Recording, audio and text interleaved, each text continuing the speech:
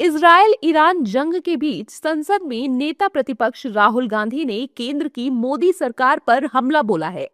राहुल गांधी ने social media पर लिखा, रुपए का डॉलर के मुकाबले कमजोर होकर 100 की तरफ बढ़ना और इंडस्ट्रियल फ्यूल की कीमतों में तेज बढ़ोतरी, ये सिर्फ आंकड़े नहीं, आने वाली महंगाई के साफ संकेत हैं। सरकार चाहे इसे नॉर्मल बताए, लेकिन हकीकत ये है कि इससे उत्पादन और ट्रांसपोर्ट महंगे होंगे। एमएसएमईज को सबसे ज्यादा चोट लगेगी। रुपए के कमजोर होने से रोजमर्रा की चीजों के दाम बढ़ेंगे। एफआईआई का पैसा और तेजी से बाहर जाएगा, जिससे शेयर बाजार पर दबाव बढ़ेगा। यानी हर परिवार की जेब पर इसका सीधा और गहरा असर पड़ना तय है। चुनाव के बाद पेट्रोल, डीजल, एलपीजी की कीमतें भी बढ़ा दी जाएंगी। मोदी सरकार के पास ना दिशा है, ना रणनीति। वह सिर्फ बयानबाजी करते हैं। सवाल ये नहीं कि सरकार क्या कह रही है, बल्कि सवाल ये है कि आपकी थाली में क्या बचा है। राहुल गांधी के इस बयान के बाद एनडीए नेता उन पर हमलावर हो गए और कह रहे हैं कि राहुल गांधी के पास देश की बदनामी के अलावा कोई काम नहीं है। देखिए, मुझे लगता है कि राहुल गांधी साहब को अर्थव्यवस्था की कितनी समझ है,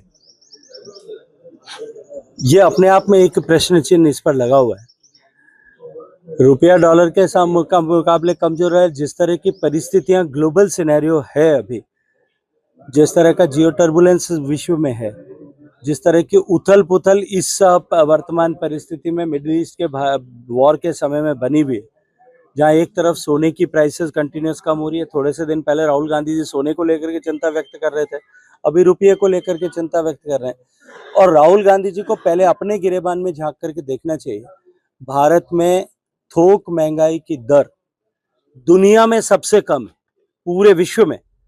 और राहुल गांधी जी, उनके नेतृत्व में जब सरकार काम करती थी, अदृश्य नेतृत्व उनका, जब वो कैबिनेट के फैसलों को फाड़ करके फेंका करते थे और संवैधानिक व्यवस्थाओं का अपमान करते थे, तब उस 10 साल के कालखंड में 7 साल महंगाई की दर डबल डिजिट में थी। तो आसपास के देशों में प्रभावित होता है, लेकिन जो चर्चा विपक्ष के द्वारा हो रहा है वो चीज नहीं है। सरकार कटिबद्ध है कि हर व्यक्ति को गैस सुलभ हो। जहां जानी दूल्हा रानी हुआ पर पाथर पानी, ठीक है ना। ये गए थे मध्य प्रदेश, वहां गए भाजपा को जिताने के लिए, भाषण भी दिया। वहां दो ही पार्टी लड़ रही थी, कांग्रेस और भाजपा। भाषण उनका आज भी आप लोग भी सुने होंगे कि कांग्रेस बहुत चालू पार्टी है, इसको वोट मत देना है। ये हमको धोखा दिया तो आपको धोखा देते देर नहीं। मतलब भाजपा को जिता देना, लेकिन कांग्रेस को वोट मत देना। दरअसल भारत को होने वाली गैस की कुल सप्लाई में से 45% कतर से होती है और ईरान की ओर से कतर के एलएनजी प्लांट पर किए गए ड्रोन हमले से इस सप्लाई में काफी हद तक रुकावट आ गई है, जिसकी वजह से संकट गहरा होने के आसार जताए जा रहे हैं।